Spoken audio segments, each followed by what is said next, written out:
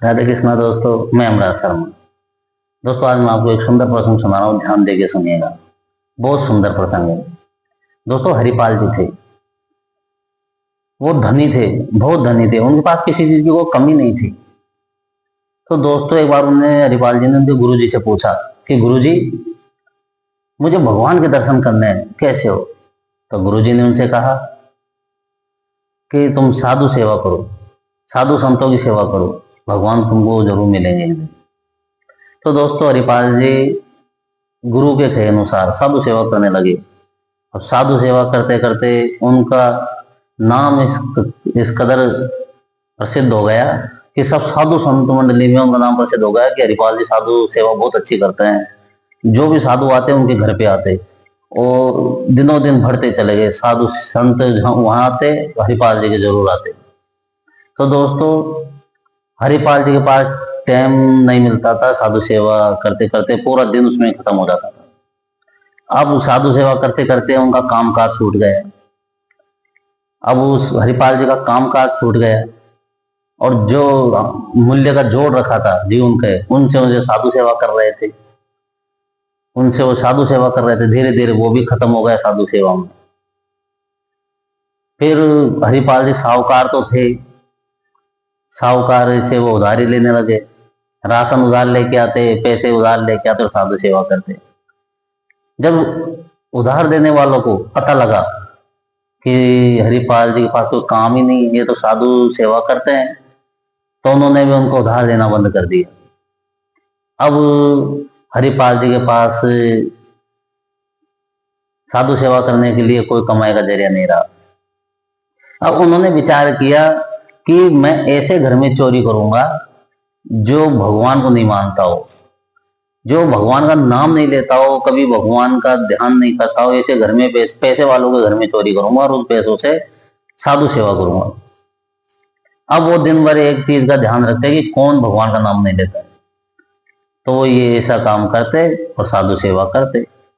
एक दिन उनकी नजर में एक सेठ था।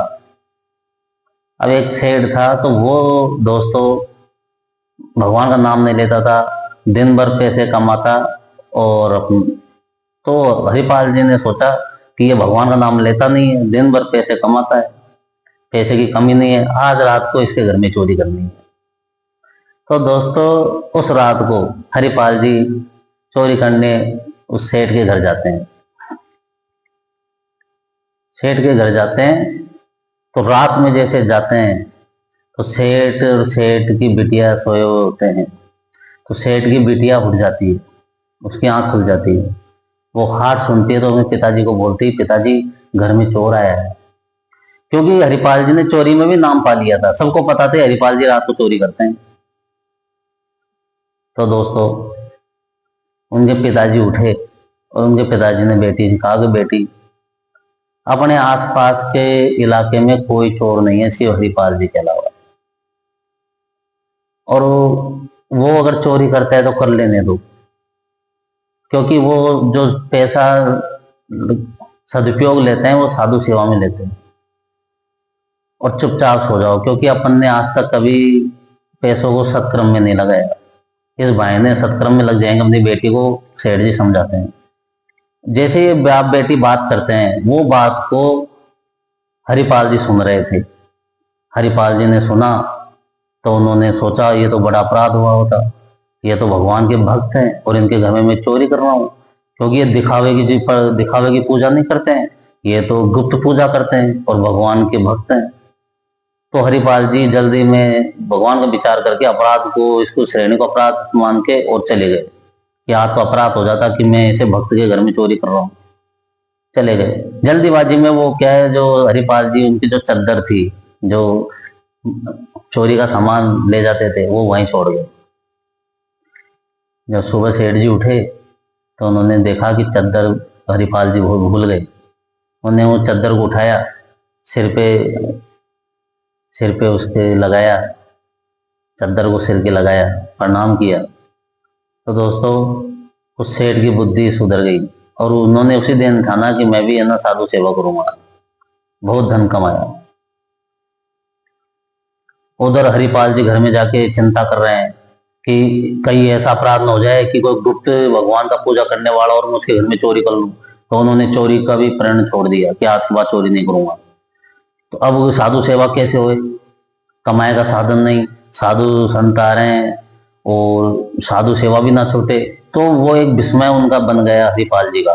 तो उन्होंने उनके बीवी से कहा कि आज मैं अब जंगल में जाऊंगा और ऐसे लोगों को लूटूंगा जो भगवान भगवान में नास्तिक हो, ऐसे लोगों को लूटूंगा। तो वो जंगल में जाते और एक पेड़ के नीचे छुप जाते। हरिपाल जी हष्टपुष्ट थे, बलवान थे, तो जैसे लूटते, जैसे कोई बोलता ए भगवान बचाओ तो उनको तो वो छोड़ देते, और जो कुछ नहीं करता उनसे बहस करते उनको लूट लेता। ऐसे हरिपाल जी करते। एक बार क्या हुआ कि दोस्तों के घर साधु मंडली आई। साधु मंडली आई तो उनके घर में कुछ नहीं था। तो उन्होंने, हरिपाल जी ने सोचा कि आज तो कुछ भी नहीं है, साधु सेवा भी ना छूटे। तो उन्होंने भगवान से अर्जी लगाई, हे प्रभु आज साधु ऐसे नहीं जाने चाहिए क्योंकि मेरे पास कुछ भी नहीं है। अब मेरे को राह आप ही दिखा सकते हो प्रभु, और कोई नहीं है राह दिखाने वाला। उधर बैकुंठ में भगवान श्री कृष्ण रुक्मणी जी साथ बैठे। तो उन्होंने रुक्मणी जी से कहा कि आज मैं मेरे भक्त के पास जा रहा हूँ। रुक्मणी जी बोली कि प्रभु मैं भी जाऊंगी।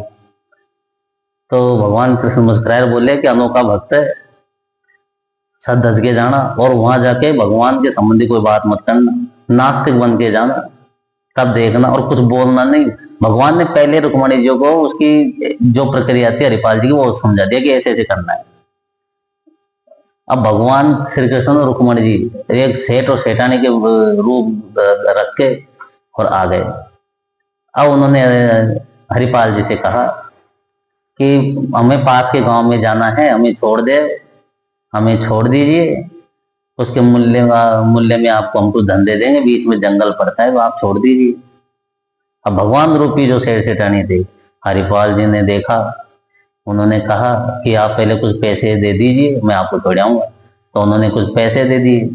तो उन्होंने अपनी पत्नी को दिए हरिपाल जी ने, और बोले कि तुम तो साधु सेवा करो इन पैसों से, पैसों की व्यवस्था आज हो गई, मैं इनको छोड़ के आता हूँ।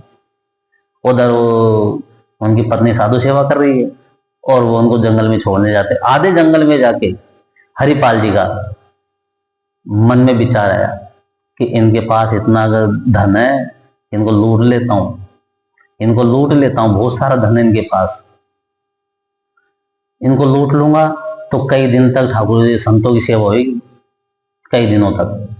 अब वो हरिपाल जी तो उनके स्वभाव पे आ गए।